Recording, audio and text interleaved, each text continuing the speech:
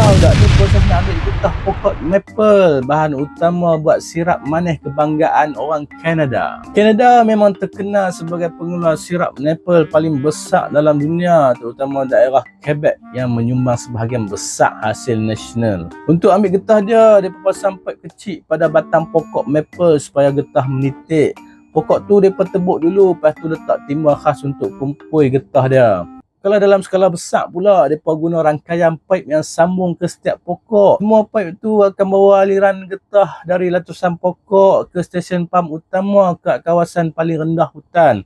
Mereka himpun dalam tangki besar yang mampu celuh ribuan liter sehari. Lepas kumpul getah tu, Bisit pistachio. mereka rebus berjam-jam sampai hilang ayak dia. Tinggallah cecayak pekat warna keemasan beraroma karamel. Akhirnya sirap maple murni yang dimakan dengan pancake, waffle, roti panggang atau jadi pemanis minuman panas. Macam mana?